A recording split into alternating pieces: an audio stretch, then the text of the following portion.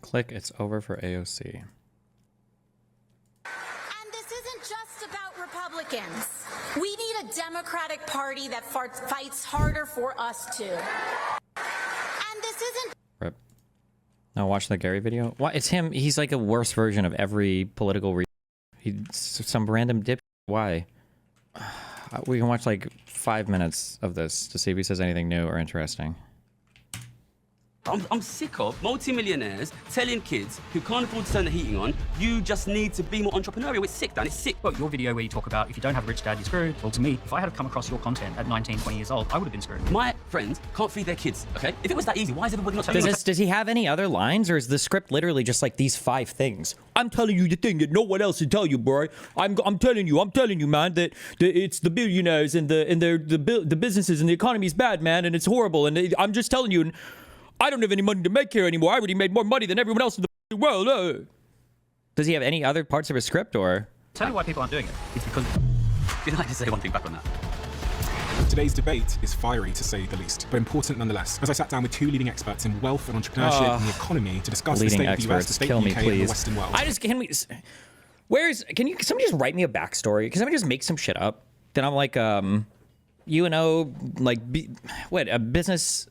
I would say, what, a BA at UNO, world's best trader at fucking Vanguard, worked for BlackRock and Black Smoke and on black sites, and just make somebody write me some cool fucking background. And I'll just like say that. Maybe these people just like introduce me that way. This guy's the leading expert on some fucking random shit. Jesus, it's so cringe. I think this guy's actually a compulsive liar. Like, I think he has an issue, like a personality disorder or whatever, but... Do you think the reason the average Brit or American are getting poorer is because they don't know how to create wealth? No, the reason people are getting poorer is because of big governments, record levels of taxes, an outdated schooling system, technology, and remote working. Oh my god, it's like 2 retards go to war again. Oh, joy. You sure about that? How do you disagree with those opinions? Living standards are falling because of growing wealth inequality. If you allow the rich to get richer, they squeeze the middle class and the poor class out of things like housing. Let's cut tax on people who are working hard, and let's raise tax. Do you think he's lying about his background? Yes, he's confirmed, completely lied about his background. Yes, 100%.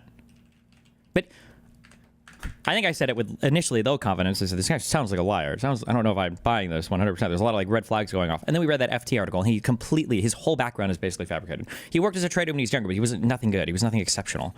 Period. Like everything about how he was the best trader and the most whatever is all a lie. It's 100% a fucking lie. There were like 8 people from his company that said as much.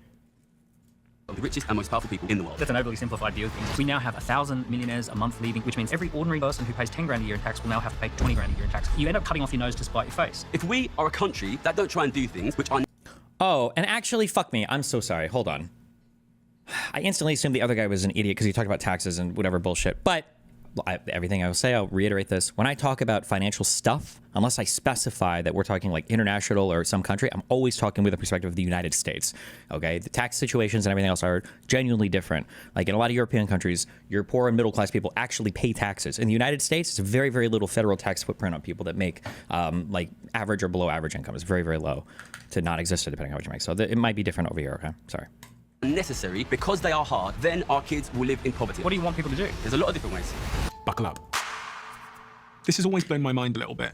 53% of you that listen to the show regularly haven't yet subscribed to the show. Oh my so God. can I ask you for a favor before we start? If you like the show and you like what we do here and you want to support us, the free, simple way that you can do just that is by hitting the subscribe button. Okay. And my commitment to you is if you do that, then I'll do everything in my power, me and my team, to make sure that this show is better for you every single week. We'll listen to your feedback, we'll find the guests that you want me to speak to, and we'll continue to do what we do. Thank you so much. Gary, Daniel, you've been on the show a few times before, so I want to start with Gary and understand a little bit about your backstory. And he also does this fucking... God, he LARPs so hard, too. He always has, like, these outfits on, and he's, like, elbows on the table to show how, like, cool and down-to-earth he is, and it's... Oh, my God, it's so... I hate this guy so much. It's so, everything about this guy is a cheap fucking performance. Kill me. And who you are, and having been through the trading game and read and watched many of your videos over time, I have a sort of deep understanding of that. But for anyone that doesn't know you, can you give me a picture of the context that has brought you to where you are today, writing about the things you're writing about today and running the YouTube channel and speaking to the subject matter that you're speaking about today? Please, when you're explaining who you are and why you're doing what you do, please explain that you have no more money to be made off of any of us, and you don't even care if anybody listens. You're just here like letting everybody know, and you've made all your money betting against income inequality, but you don't care. You don't even care what people do. You're just like the fucking Jesus Christ himself come to impart his financial wisdom on us. And you don't even care if people listen or not. You're just here to say the truth because you don't even care. And you were the richest person or best trader in the world for a year. take me right back and give me as much as you possibly can. Sorry, Okay, maybe. so my name's Gary Stevenson. I was born in a place called Ilford, which is in outer East London. Quite a poor family, a little terrace house by the railway, you know, playing football in the streets kind of stuff. Always very good at maths since I was a kid, very talented maths student. Eventually able to get into the London School of Economics, which is an extremely elite university economic. I'm username leftward bound. I want to talk moderate Dem Tea Party. Can you help me? Give me like, let me listen to this for a bit. We'll see. University in the centre of London, which is basically a kind of investment banking boot camp. Got a job as a trader. Started working full-time as a short-term interest rates trader at Citibank in London in June 2008. When I was 21. Obviously, yeah, exactly. That's just before the big credit crash, the big Leman crisis. And I watched the Leman crisis happen in front of my eyes. I was short-term interest rate trading is basically like short-term loans. And during the credit crisis, what a credit crisis is nobody can borrow any money. So like short-term loans become really, really important. My desk, which was like historically an unfashionable area of trading, became like the center of the crisis, or one of the centers of the crisis. People started making tons of money. I was working with all these crazy people. And you can imagine me, like I turn up 21 years old, and then like within 3 months, like everyone around me is making a ton of money during the credit crisis. But what really interested me was what happened after the crisis itself, which was, so we're betting on interest rates. Long story short, interest rates come down when the economy is weak, and they go up when the economy is strong, or when the economy is overheating from an inflation perspective. In 2008, all the interest rates go to zero. So suddenly, our job is basically predicting and betting on when will those interest rates go back up, which is when will the economy recover. And this is super interesting, right? In 2008, because all the interest rates went to zero so quickly, like before 2008, it's important to remember, rates would move from like 5.5 to 5.25. And then here in 2008, everywhere in the world slashing to zero. Boom, 0.5%. Exactly, and everybody, all the economists were like, wow, this is going to cause a massive recovery because they thought that interest rates were powerful. And everybody predicted that rates would come back up in 2009, which of course we now know they didn't. Then everybody predicted that rates would go up in 2010, which we now know they didn't. And then at the beginning of 2011, everybody was predicting rates will definitely go up this year. And this to me was so interesting because, you know, I studied maths and economics at one of the best economics universities in the world, and now I'm working with these traders who are getting paid million pounds a year to predict the economy, to predict the interest rates, and everybody is wrong year after year after year. And this was, it's so amazing to me for a couple of reasons. First of all, it's like, wow, like this is a big thing that we as a society should understand, and like we're getting it wrong. But secondly, if all of the best guys in the world are getting this wrong, then if I could figure this out, I can make a ton of money here. Gary, how much money did you make for Citibank at the age of 24 years old? That year, 2011, I put this big bet on that it would get worse ever. And I was Citibank's most profitable trader in the world that year. And I made them just over $35 million.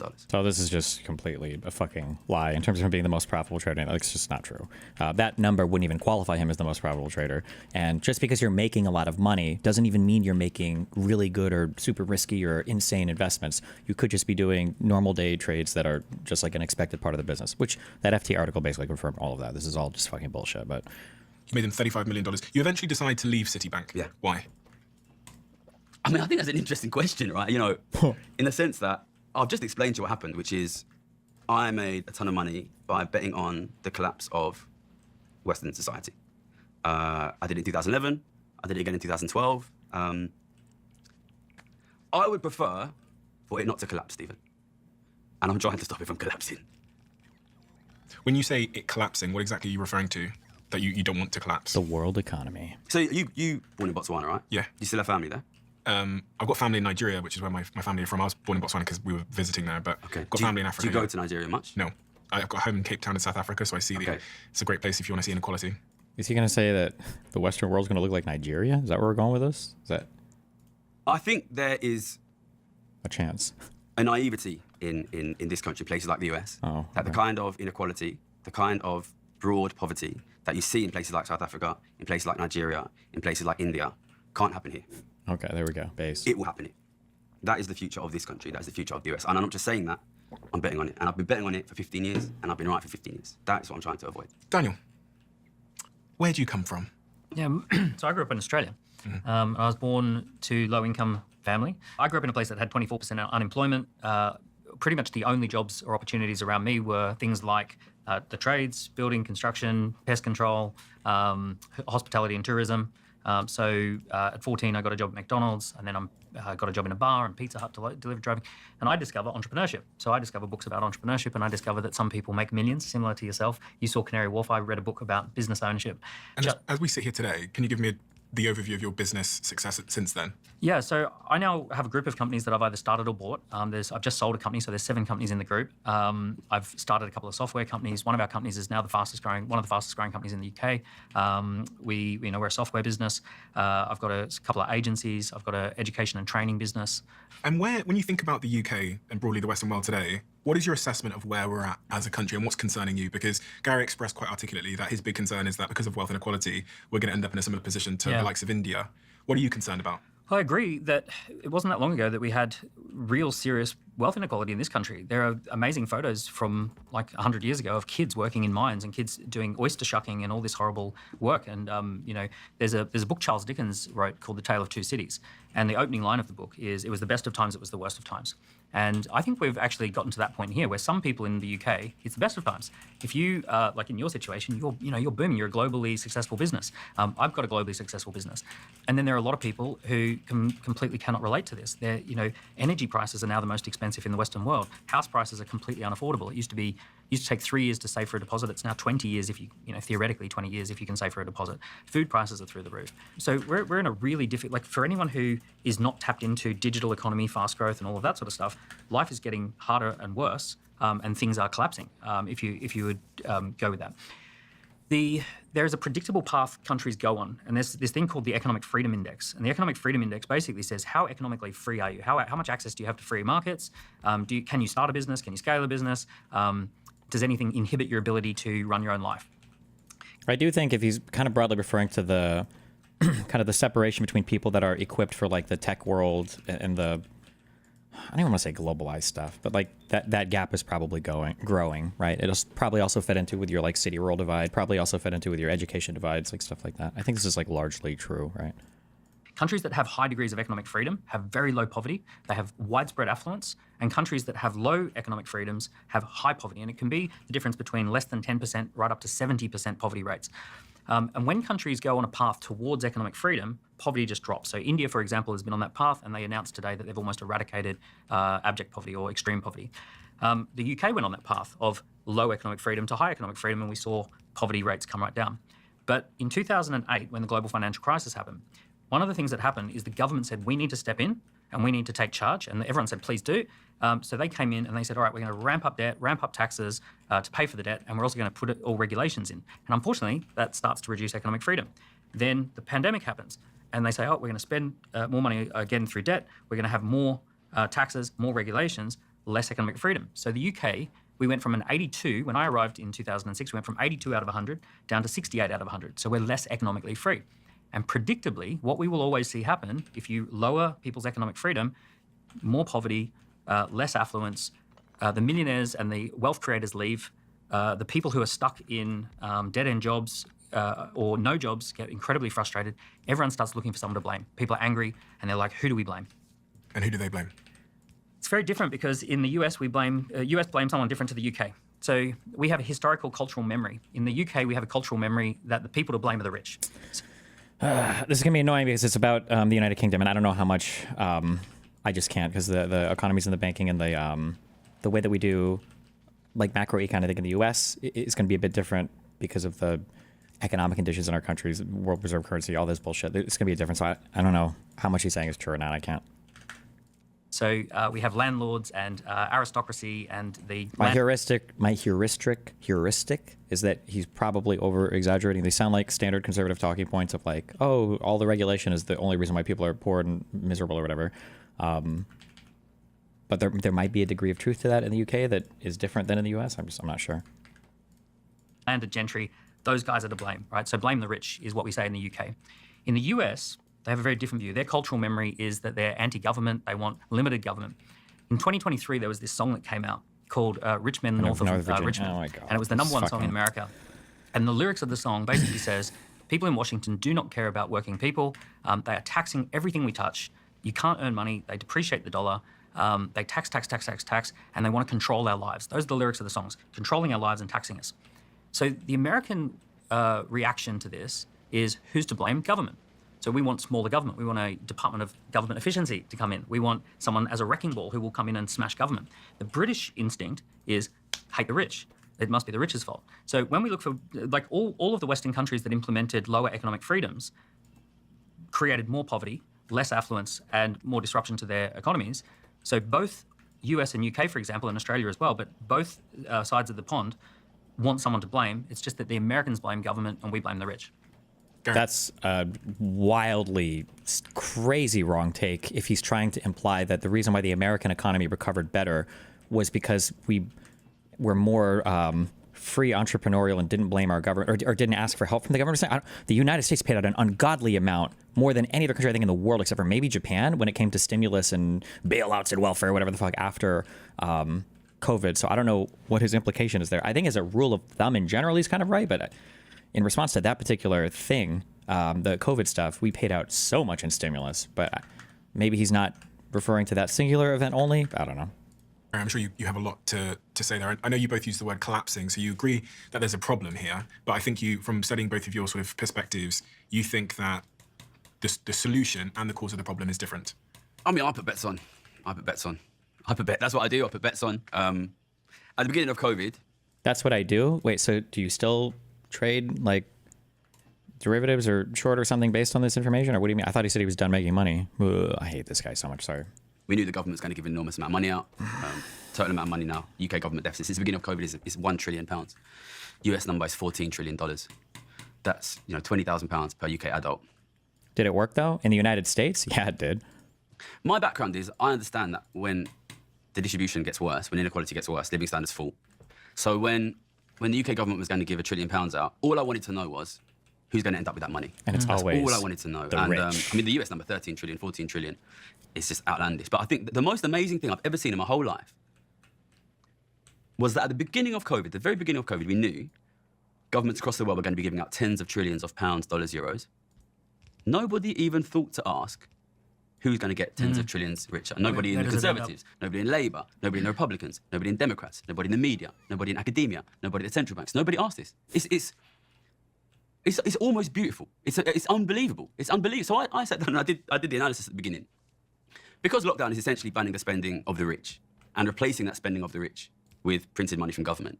What happens is the government gives workers money, they use that money to pay their bills, to pay their rent, to pay their mortgage. It goes to the rich. The rich can't spend it because they're locked indoors.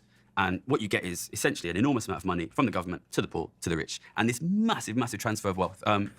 That was so obviously going to happen at the beginning of COVID. Nobody discussed it, which I think is itself amazing. Let me ask you a question, right? If we were now to pause the economy for 2 years, and during that pause, massively increase wealth inequality, what do you think would happen to broad living conditions when we unpaused? Well, see, one of the things that I think happened during the pandemic is everything went digital. And entrepreneurs and investors did actually think about what would happen. The investors immediately boomed stocks like Zoom and Microsoft, and we ended up with the Magnificent Seven. I don't know if there's 7 big tech companies in the USA market, and those big 7 companies have... Why don't we use the nobody talks about this framing? I feel like it might be a nice way to sell the craziness of J6. Yeah, I don't know how people can get away with doing that. Like, nobody talks about this. Like, what are you talking about? Everybody talks about this.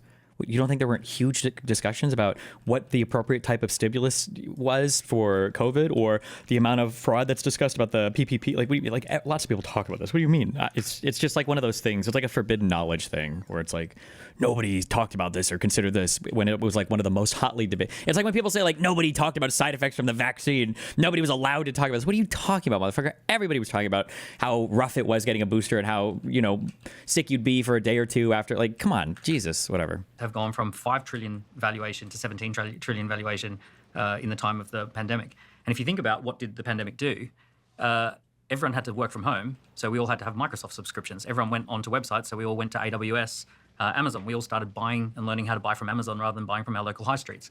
Every business in the world figured out how to run their business remotely. We had this massive transformation. It's actually a wholesale transformation of society that we all learned how to live and work differently. I saw a boom in entrepreneurship. So what I saw as an entrepreneur accelerator, someone who runs an entrepreneur accelerator, is just there was this sudden boom in people launching businesses, setting up Shopify accounts, setting up YouTube businesses. So the money really has moved from the traditional economy, the 2019 high street economy, over to the digital economy. And what we see is that the investors know what's going on and they just invest in this Magnificent Seven company. I think 50% of the gains of the S&P 500 is tech companies. So all the money just goes flooding into the technology companies. My belief is that technology is really dividing people. That essentially if you take anyone from any background, if they work in technology, if they're in media, tech, finance, any of that stuff that operates online, they tend to actually do pretty well after the pandemic. Can I ask you a question? Yeah, go for it. Do you think the average Brit, American, Australian, wherever the person out there is watching, if they quit their job and go work in tech, do you think they'll be able to get financial security relatively easily? If you're like trained in it and you can get those jobs, yeah, these are some of the highest compensated jobs in society. But this doesn't go along with his little pet theory. I don't know how the conservative feels about education, I guess, but Depends when you define financial security. The issue with house prices. The ability to raise a family, have a home. Yeah. So having a home is a big issue, right? So here's what I see with houses. Because houses. Yeah, hold on. To be fair, also, Europe is different. Europe is different. I don't know if tech jobs in Europe make the same money they do in the United States. I know in the UK they don't, so maybe that might be different in Europe. Sorry. Annoy me as well. My dad bought a house for $18,000, which is about £10,000 or less than £10,000, and it's probably worth over $1 million today. So something went on. And this, by the way, is not UK specific. The socialist countries had house prices. How does one become a trader like Gary? I feel like that's a good way to become a millionaire. These guys are playing fast and loose with terms, hoping that you don't understand what they're actually saying. When he says that he made Citibank $20-30 million, that doesn't actually mean anything. It sounds like what you're thinking is like, damn, he like was somehow able to make that company $20-30 million. Does he get like $10 million or what is it? Would be the equivalent of saying, how much money did you make today? And then you saying, today I think I made around $4,000 or $5,000. And it's like, at McDonald's? Like, yeah, I sold a lot of shit today at McDonald's. Like, hold on, motherfucker, you didn't sell shit. McDonald's sold shit using your body, okay? When this guy says he made money for Citibank or whatever, he's doing trades that are profiting Citibank, but you also don't know the types of trades that he's doing. Like, there are some trades, there are some forms of like futures tradings or no, he worked at the short-term interest rate desk, STIRT. STIRT, I don't remember what it stands for. But the types of trades that he was doing were like regular daily trades that everyone made that were like standard trades that had low volatility, right? Meaning these aren't like crazy, risky, huge market predictions. They're just stuff that like they have traders on the floor, that they're looking at these things and they just like trade. It's pretty like algorithmic. You're following formulas. Now, it might be really high volume and it might be dealing with trades of a large like absolute value of money involved. So you might be able to say at the end of the day, I made my company 10 or 20, whatever $1 million. But that doesn't mean you were making like impressive or crazy trades. And he wasn't making that money. These are just based off of the trades that the company is doing at that point in time. So when he says he made $20 million, it doesn't mean that these trades are impressive or crazy any more than a guy, working at a car dealership saying he made $500,000 today because he sold 2 cars that were worth $250,000 each, Right. Go through the roof. If you go to Norway or Sweden, their house prices grew by 600%. It's happening everywhere. It's everywhere. It's not specific to anywhere. It's happening everywhere. But what happened? What has definitely happened in the UK is we actually have a housing traffic jam. So. Bruh, stop downplaying his work. He worked through the European banking collapse. Yeah, he didn't do anything impressive in that time, though. It was a stock algorithm. He wasn't anything special at his job. There's 8 different employees from his prior company that all confirmed this. Financial Times interviewed people that worked at his company. Nobody thought he was a standout employee. There's no way that he never was the highest of the year. All of his stuff was middle of the road. He wasn't a standout to anybody that they interviewed that worked there, including, I think, one person that was his boss. So, like, and by the way, I'm not even like shitting on him like, wow, you weren't the best employee ever. I'm shitting on the gap between what he presents himself as and who he actually is, which was he just was an okay guy that worked a job in finance. That's it. Country in the UK, we have 9.5 million homes that have 2 or more spare bedrooms. Big family homes have 2 or more spare bedrooms. And when you look into who owns those houses, 78% of housing wealth is baby boomers. And now, anecdotally, I take my kids trick-or-treating at Halloween, and we go down a street that is big family homes, and you go knock on the doors, and it's all people over 65, right? And they're living in a big family home with empty spare bedrooms. You think the average American over 65 is living luxuriously? The average American over 65, so more than half of the US economy is in the hands of baby boomers. Like, people don't like to hear this because it doesn't play well. One, he's just not studied or read into any of it, or he's lying and he's grifting on all of it. Or 2, they just base their view of the economy on what they see on X.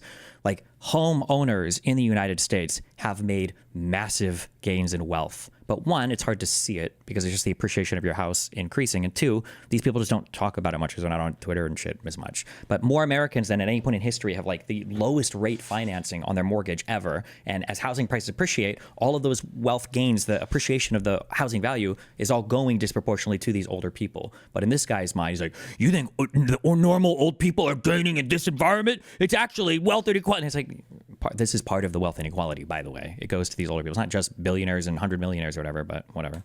The average American over 65, so more than half of the US economy is in the hands of baby boomers, right? So they own all the houses. The houses got bought up cheap. Baby boomers still own those houses to this day. And if they're paying a mortgage and they don't own it outright, those mortgages are at incredibly low fucking interest rates because everybody refinanced in the past low interest environment. Big family homes with multiple spare bedrooms are empty. Yep. And now... Yeah, empty because they don't have to sell because they don't feel the pressure to. Property taxes are lower than people like to pretend they are. In some places, there's not, right? Florida's trying to get rid of property taxes. You've got Prop 13 in California. There are huge houses that nobody's even living in anymore, and they're just sitting on them because it's their number one way of accruing wealth. And yeah, so. Oh, that creates this traffic jam where people my age... My grandparents, Yeah. they all owned property. All of Yeah. them. All four of them died with nothing. Because... Like this, he's just such a fucking fraud. I hate that so many of you guys actually like this guy, and you still do. And there's cognitive dissonance because you don't know if I'm full of shit or he's full of shit. He's so fucking stupid. God, he's such a fucking moron. Kill me, kill me. Well, I know 4 old people that died broke. Well, fuck me. The other guy should just say fuck me. I brought a dragon dildo. Fuck me in the ass, I guess, because I wasn't ready to counter your personal story of random shit. My bad, dude.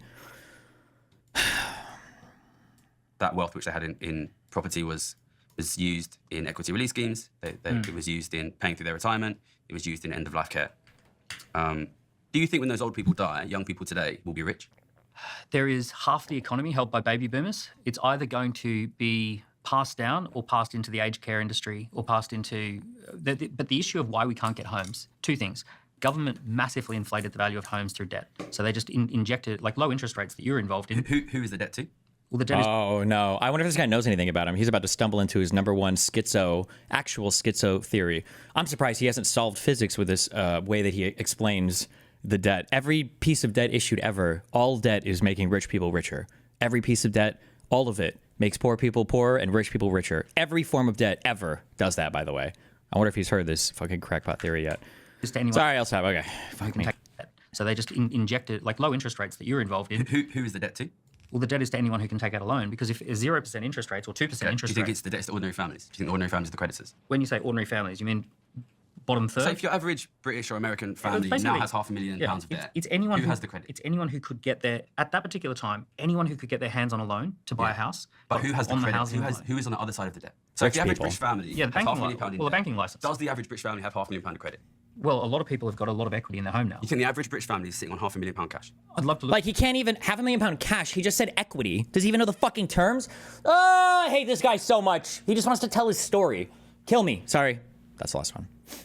At what the actual number is, but it's a couple of $100,000 worth of equity. 78. But what about but it's credit on the loan? But it's Credit on the loan. Bear in Who mind, owns the credit on the loan? Bear in mind, it's disproportionately older people. So 78%. So you think the average British old person is sitting on millions of pounds of cash? Not millions. He didn't say cash. Why? He keeps adding cash because he knows he's full of shit.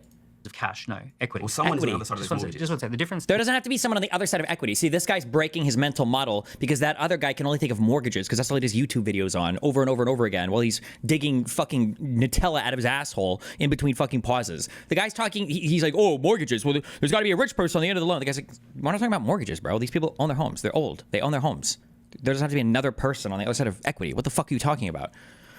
The difference is if you inflate the value of a house, you don't have cash. You have a house that's worth a lot of money. Asset, yes. So 78% of home ownership wealth is in the hands of people over 65 now. It's baby boomer generation. Yes. And they got a great gift from the Hey, government. look at him laughing. Fuck. Oh, is this guy using numbers? Come on, bro. Do you even know about income inequality, bro? Which is the government said, we're going to just give free loans away. If someone previously could have only afforded to take out a 200 grand loan with low interest rates, they can afford a 300 grand loan. Do you think it's okay that the average British or American young person will never own any wealth? The issue is not whether it's... What did you just fucking... Sorry. Okay. No more. I'm not pausing. I'm sorry. Okay that the average British or American young person will never own any wealth? The issue is not whether it's okay or not. The issue is what do you do about it? Do you own wealth? I've got wealth, yeah. Do you own wealth? But it depends what you I call do. wealth. I do. Yeah. So do we, three multimillionaires, do we think it's God, he's so crazy. This guy, by the way, is worth less than £1 million. 1 trillion % guaranteed. Less than £1 million. Unless, I will qualify this, unless he sells some kind of bullshit ass entrepreneur course.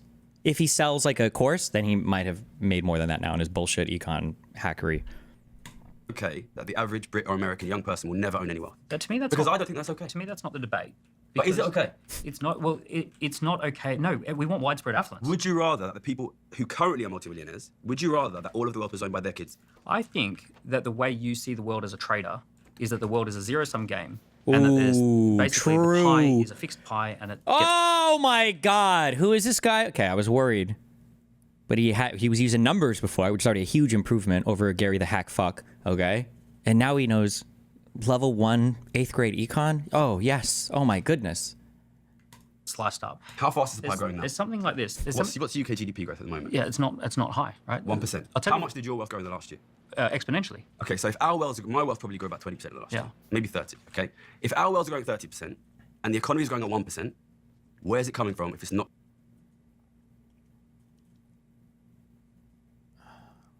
Fuck, I don't know if macroecon to know if that's a really retarded comparison to make or not. GDP is a measurement of all the production going on, but GDP doesn't take into account like capital appreciation, right? Like if you have a house that's $100,000 and it's now worth $10 million, I don't think that shows up anywhere unless you sell it, right? So, can somebody tell me? There's no way. Like capital appreciation doesn't show up in GDP, does it?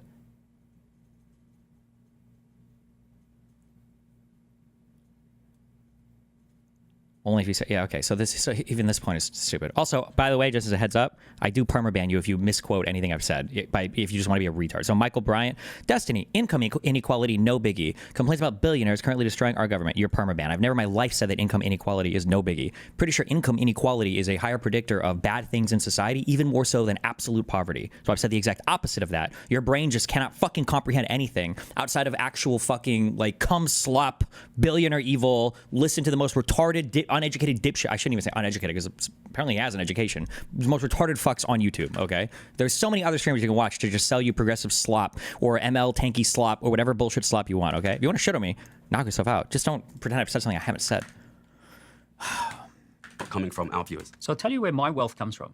My wealth comes from building technology companies. And the way it works is pretty weird, which is that I invent something out of my head and I go to investors and I say to the investors, here's what we're going to create. And I give them a spreadsheet.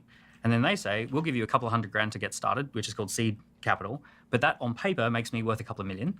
Right? Nice. But there's nothing has been taken from anyone at this point. The investors have said, okay, we'll invest some money. Then as the business succeeds, some more investors come along and they say, we'll give you a little bit more money to keep growing it. And I'm innovating something new. And let's say investors come in and give me £1 million and for 10% of the company, and the rest of the company is worth £9 million or $9 million, right? So I'm not stealing something from the existing economy. I'm bringing something from outside of the economy into the economy. And my quote unquote net worth is growing exponentially because investors say, we'll give you a little bit of money that values the rest of the pie at a lot of money. But So everyone's getting richer. In a way, wealth created. well, that's objectively true. Everyone is getting richer. If you compare the average wealth of everyone to back when we had, serfdoms and kings and shit, right? Our billionaires today are arguably wealthier, not arguably, inarguably wealthier than the kings of the past. And even our poorest working people today are inarguably wealthier than the serfdom farmers, that were being controlled by feudal lords or whatever in the past as well. So yeah, everybody has gotten wealthier. Are there other problems? For sure. But what do you mean? Not like... There's wealth extraction, which is what traders do. They extract from the existing economy. Ooh, I hardcore disagree with that, but we'll see what he says. And they bet on the economy. And then there's wealth creation, which what entrepreneurs do. They come up with new ideas, better ways of doing things. Ooh, but that guy doesn't even care. He's like, yeah, traders are evil. Blah. And they build wealth. So do you think the reason our viewers, the average Brit or American, are getting poorer is because they don't know how to create wealth? No, the reason people are getting poorer is because economic freedoms are being eroded. Okay. When we have high And economic you associate that freedom, with taxes? well, anything that it could be anything that impacts economic freedom. So taxes and regulations are big. Was economic freedom higher in the 50s? 50s was okay. So 50s was a interesting time. We were in food rations in this country till 1956. So we had 10 years of food rations after the war. We had a labour shortage because only really men worked. Women hadn't entered the workforce in mass. There had been 300,000 or 400,000 men killed in war. So we actually had this big labour shortage. The whole country needed to rebuild because of the Blitz had bombed it. So we had this huge need for economic activity and not enough people to do it. We only had 2% unemployment. People who had had their legs blown off were put to work at that particular time. So we had this boom, this post-war boom, and we also had the post-war baby boom, which drove consumption. And then when we got to the 60s, we had the roaring 60s or the swinging 60s, right? Pretty amazing time in Britain. And along comes high taxes. And they put up the taxes massively at the end of the 60s. And it pretty much crashed the economy. One of the things that happened... I don't know anything about the British economy, so I don't know if he's right or wrong. I can't say anything. But what were the tax rates in the 50s? Well, they went up as high as 80 to 90% for the top, In the 50s? for the top earners. In the I think it was in the 60s. You sure about that? Like, I think the 50s are unique. What's the answer, Gary? I feel like you know. They went up after the war. They went up after the war. Well, in the US, actually, tax rates started up before the war. But also the size of government as a percentage of GDP was like 30%. It was a tiny, like we are now 45% of the UK economy is government spending. We have got a massive Who funds that spending? debt. The Bank of England allows them to print endless amounts of debt, which Just there? I love how Gary, he's trying to ask all these leading questions. God, he's so stupid. Why is he even on this thing? He's just asking like leading questions so that he can go in and preach on his shit. He has no fundamental understanding of anything he fucking talks about. Kill me. Sorry. Did you notice how he just interrupted him 3 times? He's trying to explain something. The dude just rolls with it. You need to talk to the other guy. Well, it's because this guy doesn't know anything. Like, Gary can't engage on any level of this conversation. He actually cannot. He has no idea what he's talking about, okay? It would be like me coming into debate about, like, basketball because I watched a fucking, like, a documentary on fucking Michael Jordan, and I'm here to, like, coach and train everybody on how to be the best basketball, but I have no fucking idea. And I'm like, I think there's, like, 12 players per team on the court or something. Like, it's just retarded. God, I hate this. Fuck, I'm done. deflates. Taxes? Gary, I want to get your opinion here because you're asking a lot of questions, but I actually don't know your opinion. I just want to know what Daniel thinks, and I want our viewers to be able to research Daniel's opinions. But how do you disagree with those opinions? Listen, Daniel's a businessman. He's obviously a very successful businessman. You know, I've not been anywhere. I'm not a businessman. I'm not going to pretend to be a businessman. I'm an economist. I make money by being right in the economy. Daniel's a good businessman. Just to be clear, that's finance and well, I'm sorry. Maybe in Britain it is the same. Finance and economics are not the same thing, and they're barely related. So, but whatever. And I'm right on the economy. You know, it's as simple as that, basically. You know, I'm not a good businessman, but I've got 15 years of being right on this, on the economy. And look, I know you're probably a wealthy man. You probably don't want to pay high taxes. You probably don't want your kids to pay high taxes. But we exist in an economy where wealth is being extracted out of the middle class, out of the working class, very, very rapidly. It's benefiting people like the 3 of us at this table. It will benefit our kids. You know, our kids will be rich. Their kids will be poor. And I just think we should be honest with them. Capitalism's finished. We won. Well done, Stephen. Well done, Daniel. Well done, Gary. Oh, there it is. Yeah. See, I don't even care. You know, I got all my money. Whatever. You know, I'm just here to be the truth sayer. I'm just here to be the noble truth sayer because I'm so goddamn fucking noble. What does he mean when he says he's betting on Western economies failing? Nothing. That doesn't mean anything. Because if he had been betting on any particular thing and had been right 15 years in a row, he wouldn't be some random fuck loser begging for your money, selling some shitty fucking horrible book on his you shit channel. He would be like a leading trader talking to fucking George Soros and Bill Gates, and he would have $100 billion and he'd be making massive investments or doing some type of big philanthropic work to further his cause. It's over now. Our kids will be rich. Their kids will be poor. They'll pay the taxes. We won't pay the taxes. We'll avoid it. I'll make money betting on it year after year. Why are we lying to them? Why are we lying to them? God, he's so brave. Yeah, I think that's an overly simplified view of things. I don't It's think a very simplified view of things that has made me a multimillionaire. Yeah, well, look, entrepreneurs take bets on the economy as well. We take bets differently. When we start a company, we're betting on how Do the you think economy the average... I'm so curious if this guy in the middle knows how much of a fucking loser this guy is. Because I feel like he's approaching this conversation like, oh yeah, this is like a normal human being who's like rational and intelligent and should be having this conversation. I wonder if he has any idea. economy as well. We take bets differently. When we start a company, we're betting on how Do the you think economy the average would be. British and American worker at the 50th percentile, do you think their kids will be richer than they are? It depends if we have economic freedom or not, right? We're going to have a split test Do you on think this, we will? right? We're going to have a split test. We're going to have the UK seems like we're going to have more taxes, more regulations, and it seems like the US is going to have less taxes and less regulations. Here's what I've noticed. I've noticed that places like Singapore that have small governments have got widespread affluence. There's not a lot of poverty in Singapore. Yeah, Same except for the as cleaners living in the closets, yeah. You know, look. But we don't count them in the statistics, just like we don't count our viewers. That's not widespread in Singapore. Well, there's a lot of people. Well, I've seen them in the closets. People, I've seen them in the closets. There are some. But they're not Singaporeans. Well, also We only count the rich ones. look. The issue is that they've come from even worse conditions in many cases. People move to Singapore for an increase in lifestyle, right? You could take Ireland or Switzerland, right? Economically free places. Ireland was economically in a disaster. Do you think the average Irish person lives well? Well, their average economy 50th almost percentile Irish person lives well. Their economy almost collapsed in 2011, and they went down the road of lower taxes, lower regulations, and they attracted all sorts of businesses into the economy. And do you think that works well for the average Irishman who doesn't own a home in Dublin? if you measure everything by home ownership, I'm measuring people by the average. I want to know what the average man. He's just like, I'm done. I'm just repeating myself, right? It's just like the stupid appeal to like. Women in Dublin today lives like. By the way, I'm also furious about the home ownership thing. Everyone is.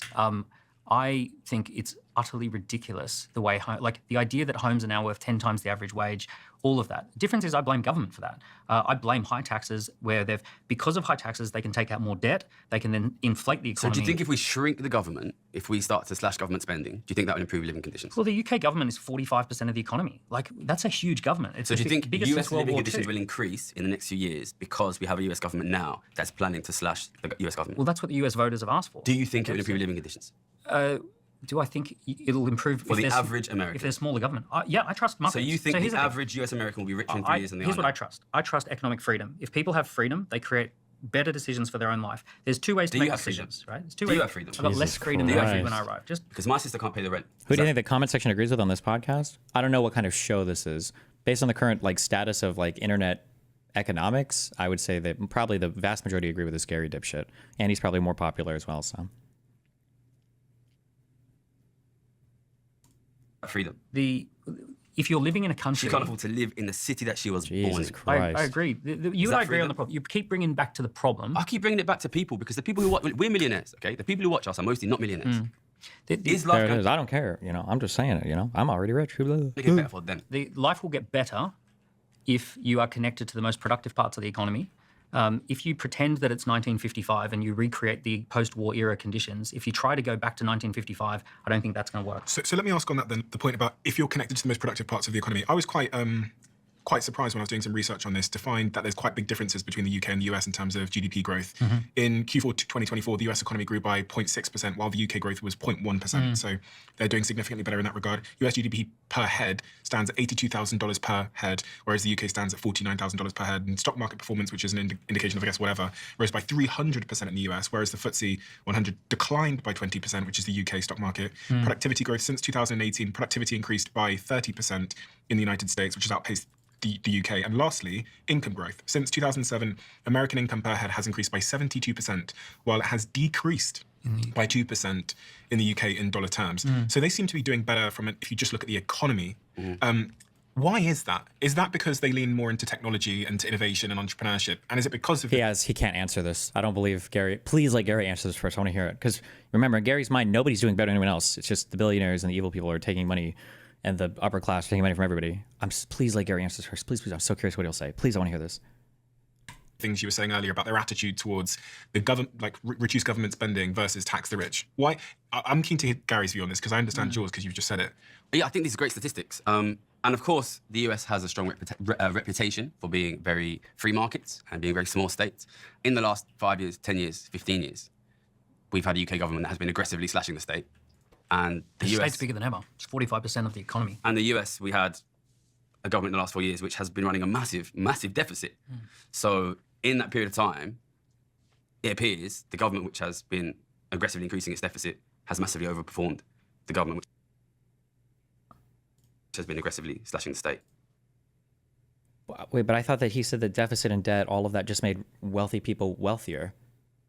Didn't he say that? Didn't he say that when the government gives stimulus to people, all it does is it helps the billionaires? I thought he said that. Who knows? Maybe he'll say even though the US is doing better, it's just for billionaires anyway. Who knows? We'll see. That's what it looks to be from the last. I mean, Joe Biden enormously increased the deficit, enormously. And the Conservatives were austerity government for 14 years. Which one seems to have given the better numbers? Well, I mean, they were austerity in name only. They went from 30%, the state was 30% of GDP so do you to think, 45% of government GDP. services are better funded now? The government is terrible at doing most things. That's the problem. You don't want... Okay, that's... Well, fuck. I just don't know. I'm sorry. I judge so many people by U.S. like standards of stuff. It is technically true that the government is bad at most things. That is actually a true statement.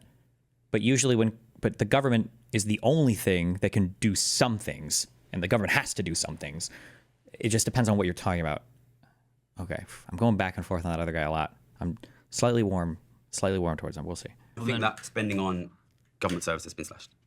Let me zoom out a little. Do you think the police spending's been slashed? Oh, police spending is definitely. Do you think education spending's been slashed? Do you know where it ends up? It ends up with like big corporates, big consulting, who get paid $50 million to produce a report to tell government something. Okay, I don't know. I'm sliding a little bit more. All of these big, I won't name names, but all the big consulting firms, they're all bloodsuckers to government. I they won't know name that names. the money's in the Well, government. why not? And what? They set up business models to extract that money from government. And it also is in the financial trading side of things. One of the issues that we've got, right, and this is a big issue as well, because you care about wealth inequality. One of the biggest issues I see is that during the pandemic, we all learned to work remotely, and remote work became the norm. And what I see at the moment is huge amounts of what would have been normal British jobs are going to the Philippines, going to India, going to Vietnam, people who work remotely now. We now have 1,000 millionaires a month leaving to go to Dubai. We have 120,000 British people living in Dubai in that economy. The world's become incredibly mobile. And one of the things that's happening is that what would have previously been good British jobs are getting moved overseas to lower cost countries. And that's technology that drives that wedge. The US... I bet this guy was pro-Brexit. Oh no, I bet he was. Maybe not though. That would be the test. is very smart in that they've built a technology powerhouse, and the UK has completely lost our technology industry. Our tech industry is in decline, same across Europe. China and the US know that the game is tech, and they're basically pulling all the tech company into their borders. And what's happening a lot is the erosion of good jobs and the erosion of just normal, well-paying jobs because they're going. And it's a bit of a self-fulfilling loop that the more we lose millionaires, the tax burden falls on everyone else, so they put the taxes up, and then the millionaires say, oh, the taxes are too high, so they leave. I've watched some of the most incredible... So, like, generally in the United States, when people make arguments about increased taxation leading to things like capital flight, so capital flight is when you've made it so expensive to do business in a place that the investors just go somewhere else because they're like, fuck this, we're leaving. In the United States, generally, those arguments are bullshit. Like, the United States is an amazing business environment. It's a massive economy, massive labor force, massively educated, highly productive labor force. It would take people who are like, oh God, if we raise the capital gains rates from 15 to 20%, all the money's going to go. No, it's not. Money's going to stay here, okay? In other countries, that might not be the case. So one example of this was, I think, like Sweden tried like a financial transaction tax, where every time you traded a certain type of security or some other asset, they would like tax you a little bit, and like 97% of that trade just evaporated and went to the London Stock Exchange, I think. When I was researching FTTs, financial transaction tax, I think I saw this. But like, there are ways where this can happen. So what he's saying might be true in the UK, that there might actually be capital flight or investor flight. They might be leaving the UK. I don't know. I just can't say. I don't know. Entrepreneurs that you would want here that would employ your sister at a high rate, and they've picked up and left because the taxes are too high. So are you saying we should tax working people less? Well, the overall government has to be smaller. Okay. You can't. Whoever's so what do you want to cut in the government? If you, yeah, well, I mean, you'd have to. Child services. We'd have to. No. Police. No. Education.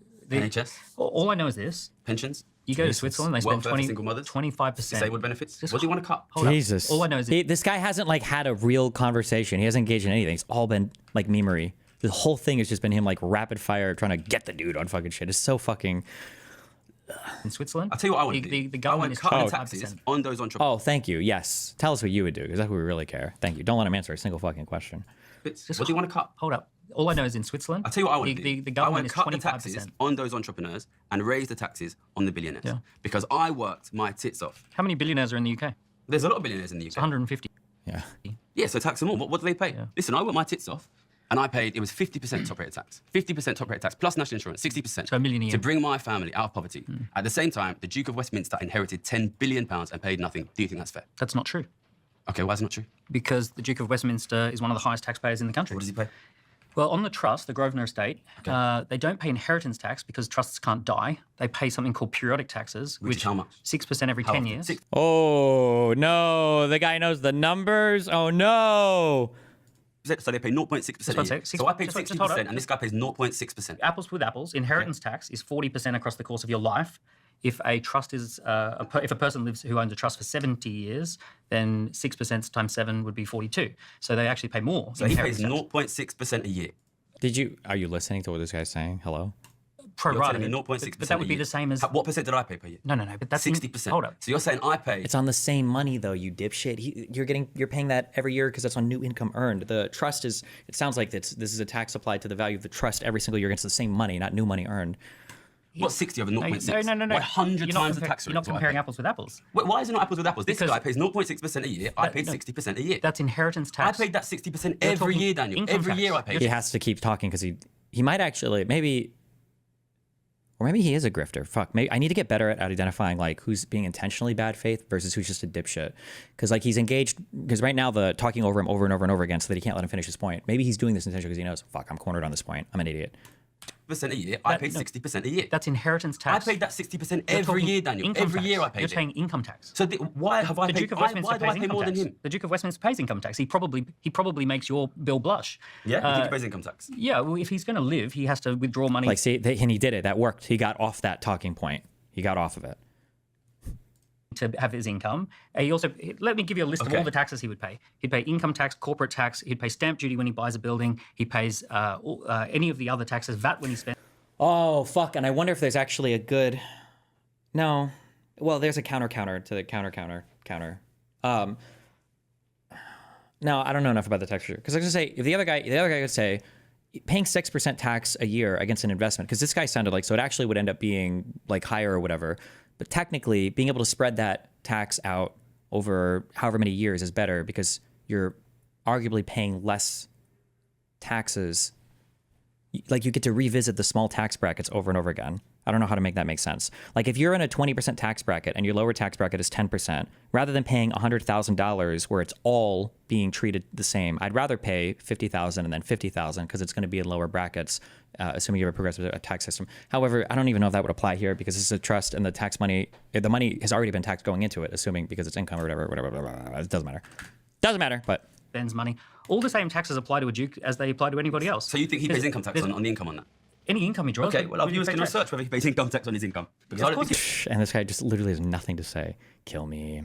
I mean, how could he It's in a not? trust. He's It's in a trust. But the only difference with a trust versus income is that the trust pays periodic tax versus inheritance at tax. 0.6%. Like he keeps saying the number over and over again. Oh my God, kill me. We're only talking inheritance. That's just one type of tax. Inheritance tax is flat and doesn't have brackets. Thank you. Okay. So you think he's paying 60% on his income? He's one of the highest taxpayers in the UK. I'm not like his big fan club, but the truth is he's one of the highest taxpayers in the UK. He's one of the biggest employers in the UK. He's one of the biggest landowners in the UK. Landowners in the UK, right? The issue is does he pay tax? All the same taxes that apply to you apply to him.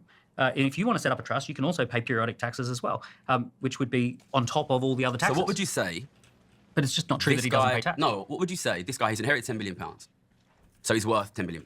What would you say will be the total amount of tax he will pay in his lifetime? Well, I know that just the smallest. If I make £10 million, I'm paying 60%. Just want to say, you're talking about income versus the transfer of an estate. So why is it that the Duke of Westminster? The reason why he keeps saying it, and I don't know if he thinks he doesn't have to explain it, because again, he's assuming this guy is not a bad faith dipshit retard. But the reason why that matters is because an inheritance tax is different than an ordinary income tax, because the inherited money literally might have already been subjected to an ordinary income tax, right? So if I die and pass my money on to my kids in Britain land or whatever, and it's like a 7% whatever bullshit tax, and you go, well, when I earn money, I've got to pay 40% tax, and this guy only pays 7%. Hold on, bro. That's on the inheritance. This money that was earned already had an income tax applied to it. This is a second tax. This is another tax. These aren't the same thing. That's why the other guy keeps saying you're not comparing apples to apples. These are two different forms of, one is a transfer of wealth and the other is an income. That transfer of wealth might have already had an income tax applied to it. If it hasn't, then you have to show that in a different argument. But Just worth £10 million. You're comparing your income Yeah. versus the amount he inherited, which is not a fair thing. That's not. they're two different types of... That's his income. Oh my God. Is that the argument that he wants to go with? Like, if you give your kids an allowance, should that be taxed again? Because that's their income? I mean, like, this is retarded. Actually, you know what? It's not even retarded. There actually, I think, are compelling arguments for maybe why... No, I'm not even going to grant it to him. There are reasonable minds can disagree on how to treat inheritance incomes, but this guy is not capable of having that conversation. Inheritance is not income. So wait. So if I get given £10 million, I don't pay any tax. But if I work for £10 million, I pay 60%. Somebody else already paid taxes on the money that you're inheriting, though. It's your family. You inherit If this is the tax system that you want, you will end up in a system where the kids of the rich will own everything. I'm just saying that's what I'm saying. That's what I'm saying. And that's fine because that's our kids. You're not telling the truth about his... Oh, there it is. See, there it is. We got it again. That's fine. I don't even care. We're rich. I don't even care. I don't even care at the end of the day. We're rich. Don't care. It's all good. We're all millionaires here, right? We're in the Millionaire, the £1 Million Club. There it is. Yes. Let's have a tax system where your kids and my kids and Stephen's kids are multimillionaires, and these guys out there can't afford to feed their kids and put the heat in. That's not what I'm saying. But that's what you will get. That's not what I'm saying. That is what you will get. Listen, I'm That's okay what I'm with betting that. on. That's fine because I'll make money in the market. There you It's go. fine, and you'll make money, and you'll make money. It's our viewers who'll be poor, and that's fine. That's fine. It's fine keep for forgetting us. how many of Let's these things I explore need the to other roll. Fuck. alternative, right? So let's say tax the rich, right? So let's play the game of tax the rich. Tax the owners, not the workers. Yeah. So the owners. The owners. So the issue that we have with the rich is that the number one most valuable assets in the economy now are intangible assets. So there's this chart called the S&P 500 of the 500 richest countries in the country, in the world, in the US. Sorry, in 1970s, 75% of the value of the S&P 500 was physical assets like property, and today it's less than 10%. It's closer to 5%. So you think that housing is not particularly important? Just let's stick with what I'm saying. The powerhouse, the engine room of the economy is digital assets, and that's reflected in the S&P 500, for example, which is 95% intangible assets. One of the issues that we have is that the richest people are completely mobile now, so they can be absolutely anywhere in the world. So if you come up with this idea of let's tax richest people 1%, if a tiny proportion of them leave, we're all in trouble. So These really rich guys, what do they own? companies, And why are those companies worth money? because investors say they are. And where do the revenues come from? Globally. Okay. The issue is that these companies operate globally now. So if like, I'm a take billionaire- take my company for example. Yeah. My company has 8,000 customers in 150 countries. Okay. We could be anywhere. If you push a What button, country is your biggest single revenue source? probably the US now. Let's say you move to Cayman Islands, and the US says we're going to tax your revenue at point of sale. What can you do? Well, that's different, right? Because that's not taxing billionaires, that's taxing companies. See, when you say tax the rich on their wealth, God, this is true too. This is one of the reasons why I hate corporate taxes. I don't know if I'm against all the economists on here because I tried to find an IGM poll the other day and I couldn't. But like corporate taxes are so dumb. Like just raise the rates on individuals. Why would you tax an entire company? This affects. It's just I just don't know why you do this. Just raise your individual rates. Fuck corporate taxes. Raise the rates on individuals. Taxing Amazon more. People like think that if we tax Amazon more, we're going after Jeff Bezos. That's not necessarily true. Just tax Bezos more. Figure out how to do that. Ugh. Yeah. that's different to saying tax companies a consumption tax. Yes. Oh, but you just said the rich own companies. You said that's what they own. Yeah, but you're, Oh my God. Sorry, hold on. A corporation is a different legal entity than an individual. Okay? A corporation has its own, well, in the United States, and it sounds like it's the same in the UK, a corporation has its own tax, scheme thing versus an individual. You can tax a corporation all you want. That doesn't say anything to the owner of the corporation getting taxed, right? And as long as the corporation is growing, and if it doesn't have profits, by the way, if it's just growing and it's in a growth phase and it's just revenues and no profits or whatever, they're not even paying taxes anyway. That says nothing about what the owner's tax rates are or how much the owner, like the person who owns the company is paying taxes. A corporate entity has its own tax scheduling. It's not like an LLC or a pass-through. It's its own thing. Sorry. saying, how do you tax them, right? So do you tax their wealth, which is what they own, or do you tax the companies where they trade? Typically, consumption taxes get passed on to consumers. Oh, it's not consumption tax. It's the tax on the ownership. Yeah, but if No, it's not a tax on the ownership. It's a corporate tax on the papers, on the books of the corporation. The owner is not being taxed. The corporation that's being taxed. you simply say when you're doing revenues, then So that's you're a saying if consumption you start to tax, And he just interrupts everything. I am actually so triggered right now. I'm sorry. Okay. Take a deep breath. Let him go. Okay, I'm not going to pause for 5 minutes. We're going to make it to 46:30 in this. I'm not going to pause at all. this is the tax on the ownership. Yeah, but if you simply say when you're doing revenues, then So that's you're a saying if consumption. we start to tax, And by the way, profits of companies, I'm not exactly against you on companies. I think it's disgusting that a British company can take out a Facebook ad to sell to a British consumer a British product, and Facebook pretends to be in Ireland on that transaction. True. And Amazon, you can buy something on Amazon in Britain from a British supplier from a British warehouse, and Amazon pretends to be in Luxembourg in that situation. True. And that sucks. Right? Yep. Like that does not seem fair. And It's it not. strikes me as very strange that the government is okay with that. That is right now, true. the government is chasing down mums and dads who sell a few things on eBay and chasing them for taxes, but they don't talk to eBay. They're paranoid about someone doing a little bit of a side hustle on Facebook, but Facebook's fine to pretend to be an island. So I don't agree with all of that, right? Like I think we're missing some serious tricks here. But the idea with taxing billionaires at wealth, billionaires will just leave. They just get up and leave, and not just billionaires. But what do billionaires millionaires. own? What do billionaires own? Companies, And where do companies get their money from? revenues, And where do the revenues come from? purchasing. People And purchasing where do stuff those people live? all over the world. We can tax them at that point. Well, that's consumption. See, tax. this is the thing. That's a consumption. We can tax who at that point? Fortune tax. No, it's not. It's The a VAT, tax on VAT profits. is a tax on You can revenue. tax these guys on profits based on where the revenues come from. So it's very easy to move profits internationally. See, Stephen had a Starbucks cup. When he buys that Starbucks, Yeah. it's bought from a British company Yeah. who licenses the Starbucks logo. I didn't pause. From That wasn't Luxembourg true. or somewhere It was like laggy. that. It lagged. So It lagged. It 15%. So here we are saying, oh, we're going to tax their profits. Yeah. They say, oh, I wish we were profitable. Sorry. Unfortunately, we had to do that licensing deal with that international I corporation. know how profit shifting works. Okay, so are you, I don't think are you telling me a company is selling to the UK, the US, enormous amount of profit in the US, and they turn around and say, actually, our profit's not in the US. The Do you difference- think the US is incapable of going and looking if that's seeing where the profit is? I'm not saying that you can't do this. I'm saying that the benefits of doing it, it's so hard to tax wealth, for example, or it's so hard to tax millionaires and billionaires that you end up cutting off your nose to spite your face. For every, like, if we create Britain, for example, and we build a brand which is that we're anti-wealth, we don't want you to ever have more than 10 million. If you've got more than 10 million, we punish you. Every young entrepreneur who comes to me and says, Dan, do you think I should start a company here in this country? I'm going to say, well, if you do, they'll take it. As soon as you start to make it, they'll take it. If you're successful, if you get investment, they're going to tax you at your wealth. If you sell the company, they're going to take it off you. I'm going to basically say to that young entrepreneur, don't build your business in Britain. Go start it somewhere that they're more proactive and positive towards entrepreneurs. Are we seeing that now with this, they call it the Millionaire Exodus, which is, for people that don't know, the UK is set to lose the greatest proportion of millionaires in the world this parliament. I'll put a graph on the screen, which is this one here, Jesus and that little red Christ. line here Oh, my Brexit. Oh, Jesus. is us losing all of our millionaires Yeah. at the moment. And in 2024, it's estimated that 10,000... This is what I want to hear for on the rich guy.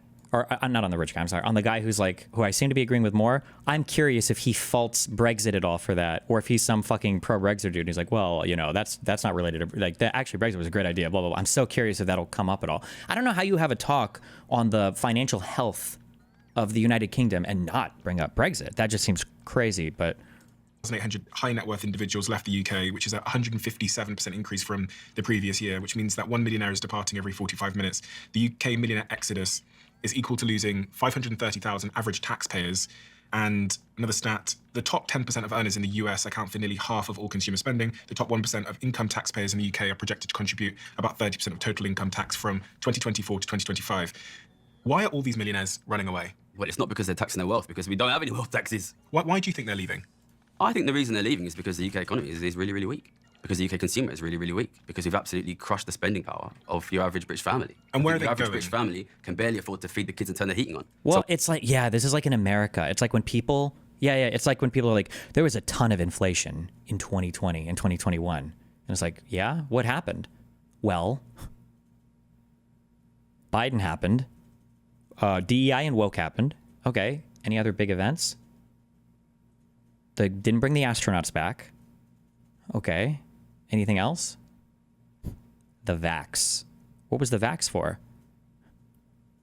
Gay microchips for trans kids. Okay. Any other huge events that happened, maybe, that had any inflationary impact? So nothing. You never, when people talk about inflation in the United States after Biden, nobody brings up COVID. I don't know how. Nobody brings up COVID. Are we going to talk about the UK and nobody's going to bring up Brexit? The guy on the left wouldn't bring up Brexit, wouldn't want to, I would imagine. No, I know. It's because he just wants to blame the billionaire wealth transfer, all that bullshit anyway. So it's not in his, he doesn't have the agenda to do it. And if this guy in the middle is a huge, like, sovereign, independent retard or whatever, I don't know if he is or not. I'm just assuming that because so many small government guys are in the United States. No, I shouldn't say in the West, but maybe he's not. Maybe he's an actual, like, I believe in free markets and all of this stuff, and economic freedom is increased when barriers to trade are decreased. So we shouldn't have left the European market. But I just don't know. I'm just assuming maybe. So, but he'll bring it up certainly, right? We'll see.